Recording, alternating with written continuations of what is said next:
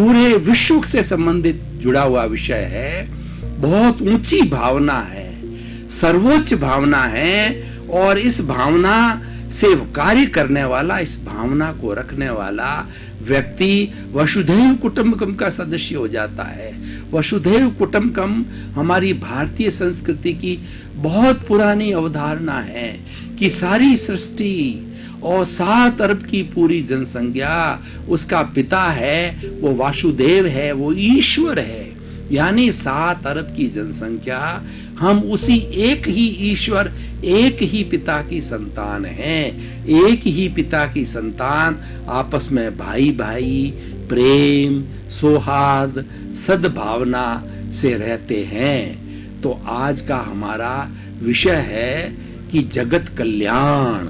जगत का मतलब विश्व, सृष्टि, पृथ्वी, कॉस्मोस, पूरा पर्यावरण, जिसके अंदर 84 लाख जीवा योनि के समस्त प्राणी एक साथ निवास करते हैं। उसके अंदर इतनी बड़ी व्यवस्था है कि इतने लोग भरण पोषण, निवास, श्वास और अपना कार्यकलाप कर सकते हैं। ये कितनी बड़ी बात है। भाई और बहनों, दर्शकगण, श्रोतागण, एक उदाहरण के द्वारा आपको बताता हूं कि हमारे घर में कभी मैरिज का ओकेजन आता है तो हम 6 महीने पहले सारी व्यवस्था के अंदर जुट जाते हैं, कार्ड छपवाते हैं, निमंत्रण देते हैं, होटल बुक करते हैं, एक एक व्यक्ति का हम ध्यान देते हैं। इतने लोगों को इनविटेशन दिया है, 500 लोगों को इनविटेशन दिया है, 500 लोगों के रुकने की हम व्यवस्था देखते हैं, भोजन की व्यवस्था देखते हैं, उनके वाहन की व्यवस्था देखते हैं कि हमारे किसी भी बाराती को किसी प्रकार का कष्ट न हो।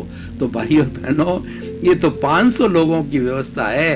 क्या आपने कभी सोचा है इस जगत के अंदर हमारी सृष्टि, हमारी ये पृथ्वी माँ, जो हमारी नेचर माँ है, हमारी प्रकृति रूपी माँ है, यह 84 लाख तो जीवा योनियां हैं। उसके जीवों की सब संख्या की जाए तो उसकी कोई जो है ना संख्या असंख्य अनंत है। जो अरब खरब वंश की हमने संख्याएं बनाई है वो छोटी पड़ती है उसके अंदर। इतनी बड़ी हमारी माँ है, इतना बड़ा जगत है, सबको भोजन देती है, रोटी देती है, कपड़ा देती है, मकान देती है, शिक्षा देती है और चिकित्सा देती है। हमारी सारी मूलभूत आवश्यकताएं जो हमारी ये नेचर माँ पूरी करती है, उसी का नाम जगत है। दूसरा शब्द है कल्याण।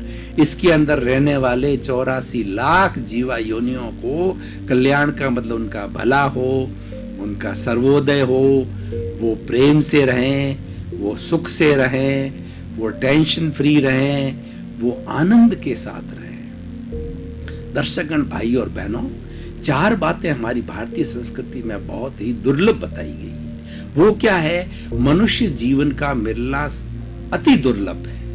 दूसरी बात है, मनुष्य जीवन तो मिल गया लेकिन ईश्वर में आस्था होना बहुत कठिन है। और तीसरी बात है कि ईश्वर की भक्ति करने का, सत्संग करने का अवसर मिलना।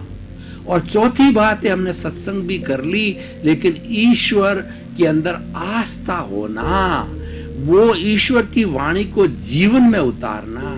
ये चारों बातें जो किसी व्यक्ति के अंदर होती है, दूसरे प्राणियों में तो संभव नहीं है क्योंकि उनका मस्तिष्क का विकसित नहीं है। लेकिन 7 अरब के लोग इस पर चिंतन करें तो वो ऐसा व्यक्तित्व का निर्माण कर सकते हैं। चारों बातें हो सकती है, असंभव नहीं है, कठिन जरूर है। और उसको प्राप्ति करने को ही हमारी भारतीय संस्कृति में चतुर्थ पुरुषार्थ कहा गया है। पुरुषार्थ चतुष्टय कहा गया है। चतुष्टय का कौन मतलब होता है? काम, अर्थ, धर्म और मोक्ष। हम पूरे जीवन भर तक जब तक जीते हैं इन 4 चीजों से पुरुषार्थ करते हैं। काम तो हमारे शरीर की आवश्यकता होती है और उसमें बताने की जरूरत नहीं, समय आने पर सब अपने आप होता है। और अर्थ है, वो अर्जन का कार्य हम सब करते हैं, जैसी जैसी हमारी परिवार की आवश्यकता होती है।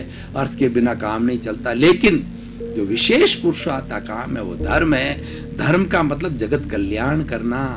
ऐसी जो है शिक्षा को प्राप्त करना, ऐसे संस्कार को प्राप्त करना, और जगत कल्याण की जब भावना आ जाती है तो चौथा पुरुषार्थ है, व्यक्ति सबका कल्याण करते करते वो मोक्ष की अवस्था तक पहुंच जाता है। तो कल्याण, महात्मा गांधी ने कल्याण के लिए सर्वोदय का सिद्धांत दिया।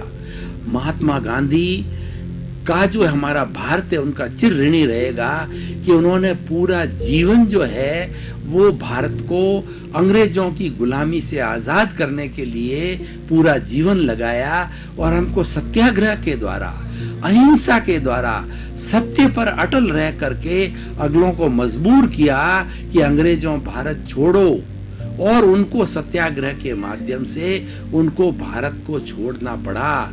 लेकिन सिर्फ आजादी तक सीमित नहीं रहे, उन्होंने हिंद स्वराज्य दिया और उन्होंने सर्वोदय दिया। सर्वोदय का मतलब जगत कल्याण।